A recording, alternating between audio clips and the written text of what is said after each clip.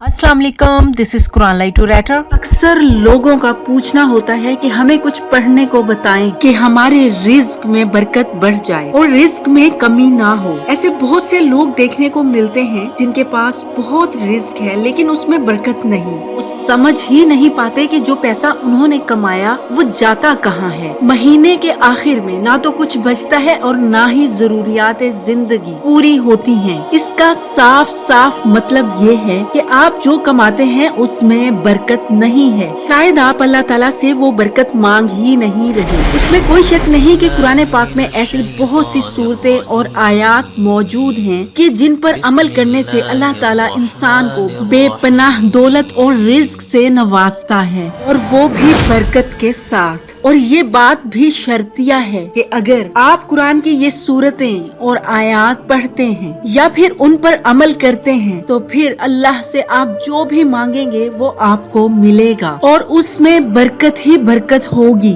जो अमल आज मैं आपके साथ शेयर करूंगी, अगर आप उस पर अमल करते हैं तो अल्लाह ताला आपको आपकी 7 नस्लों तक रिज्क से नवाजेगा और उस वक्त तक नवाजता रहेगा जब तक आप खलूसे दिल से अल्लाह से मांगते रहेंगे। लेकिन शर्त यही है कि आप अल्लाह से जो भी मांगे, माल, दौलत या कुछ और, उसे सिर्फ दुनिया के लिए ना मांगे बल्कि अपनी रूहानियत के लिए भी मांगे। रिज्क सिर्फ खाने का, दौलत का या आमदनी का नाम नहीं है। अल्लाह से रूहानी रिज्क मांगे ताकि वो आपकी दुनियावी जरूरतों और आखिरत दोनों के लिए काफी हो। इसके बाद आपको ये कहने की जरूरत ही नहीं पड़ेगी कि हमारे माल में बरकत नहीं है। याद रखें, दुनिया में मिलियनियर्स, बिलियनियर्स हैं, लेकिन उनसे अल्लाह ने सजदे की, नमाज की तौफीक छीन ली है। अल्लाह ने उनसे अपना नाम लेने की, पैरवी करने की तौफीक छीन ली है। अब उस अमल की बात करते हैं। आपने ये अमल बताए हुए तरीके के मुताबिक ही करना है।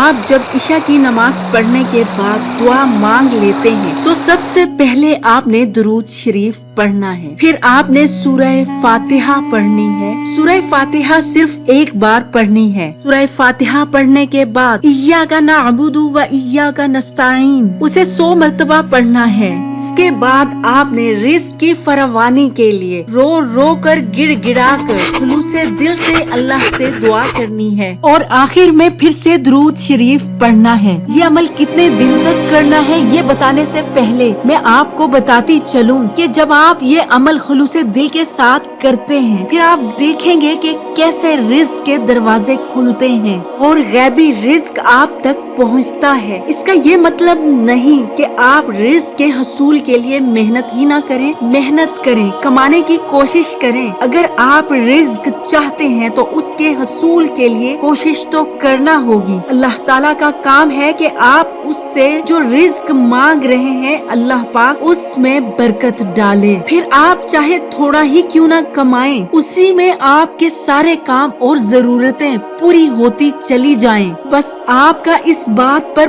पुख्ता यकीन होना चाहिए कि अल्लाह ताला आपकी दुआएं कबूल करेगा, हाजात पूरी फरमाएगा और आपको अकेला नहीं छोड़ेगा। जब भी आप कोई अमल, वजीफा या विर्द करें तो फिर ऐसे करें कि आपके पास कोई सुनने वाला मौजूद हो तो उसके रोंगटे खड़े हो जाएं। आपके अमल में इतनी मोहब्बत, शिद्दत और अकीदत होनी चाहिए। आपकी दुआ में आपके अंदर का दर्द और जरूरतें जाहिर हो, फिर आपकी दुआएं कबूल होती हैं।